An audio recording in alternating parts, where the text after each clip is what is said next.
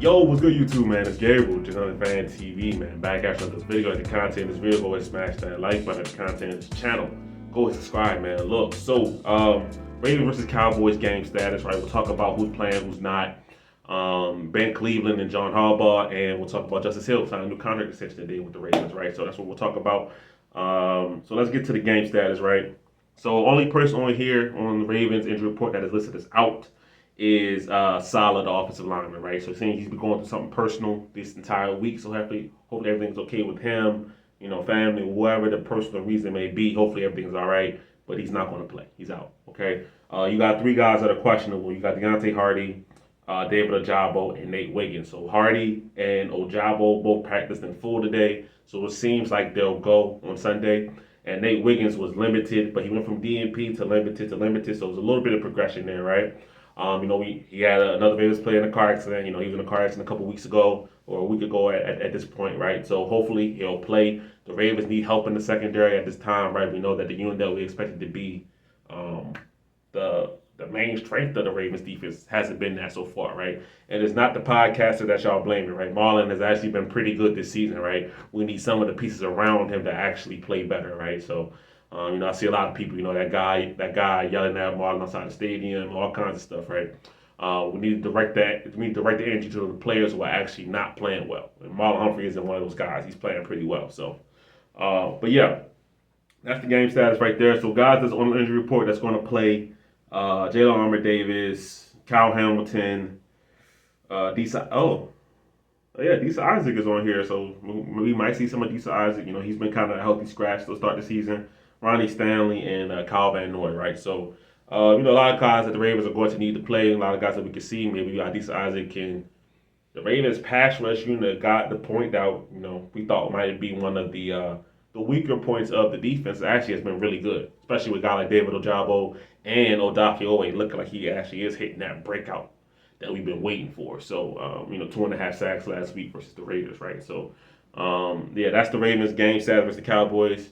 Some important players coming back, things like that. All right, cool. Now, what I want to talk about, Ben Cleveland kind of stood up to John Harbaugh in the media, right? He did an interview with the Baltimore Sun, or maybe not an interview, but they asked him some questions, somebody from the Sun, right? Basically about, a whole thing about what John Harbaugh's comments, right? About, hey, if Ben was playing better than Falele, he'd be the starting right guard. He lost the competition, all the kind of things that John Harbaugh was saying earlier in the week, right? And Cleveland's response, he didn't say anything. He didn't pull anything back, right? There weren't a lot of right guard reps taken by me during training camp, just because of injury and all of the above. So just staying ready when number gets called into play. I feel like I've been my most consistent and proactive throughout camp. It's been a struggle having to move around positions with injuries and stuff like that. But as far as the depth in the other positions, just playing where I'm asked, I feel like I've been extremely consistent and competitive, right?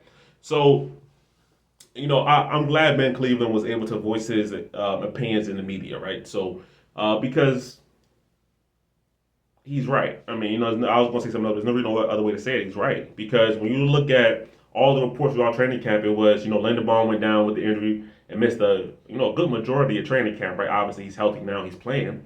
But that forced Cleveland to take a lot of center reps, right? Because around the same time, Nick Samac wasn't playing who the Ravens drafted to be a backup center.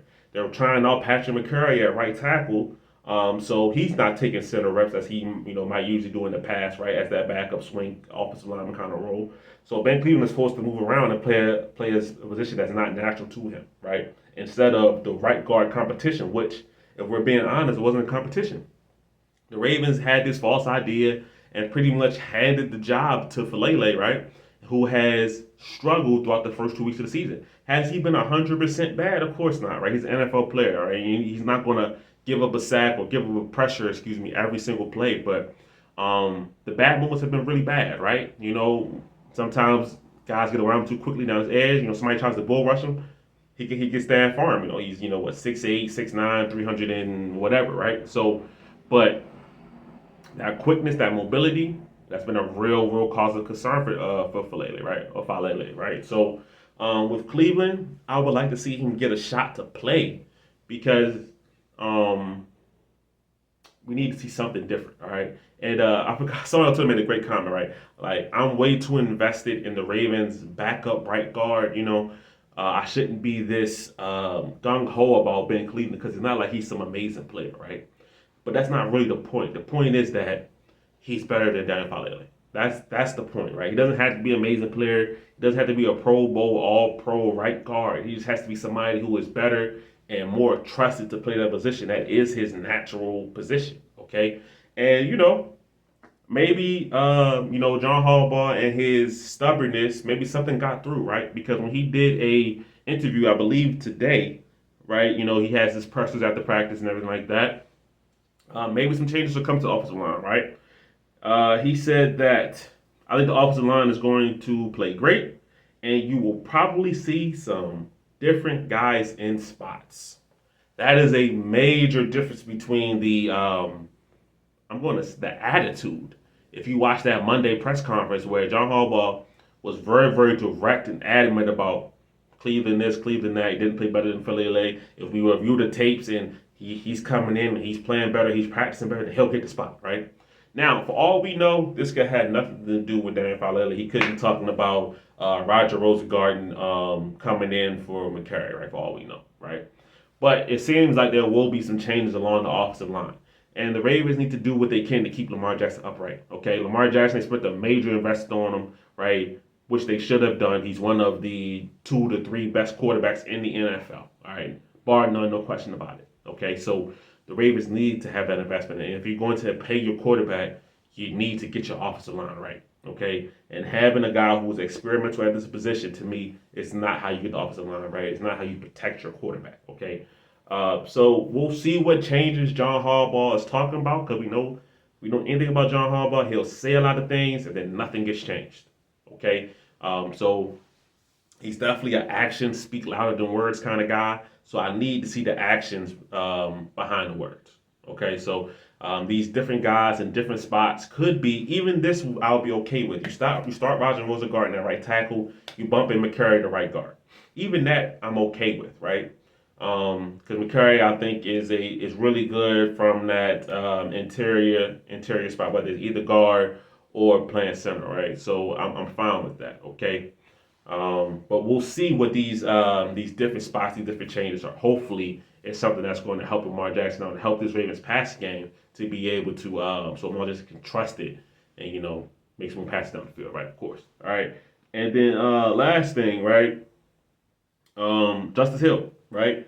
2-year contract extension, $6 million, $3 million a year for a guy that is a real workman-like player for the Ravens, right? I mean, if you would have told me a couple of years ago that Justice Hill will probably still be about a part of the Ravens running game, I'm not sure I would have believed that, right? But he's earned that kind of role, okay? So I think Justice Hill is perfectly served to be your RB3, right? I think right now, with Keith Mitchell out, he probably plays too many snaps for a guy of his skill set, right?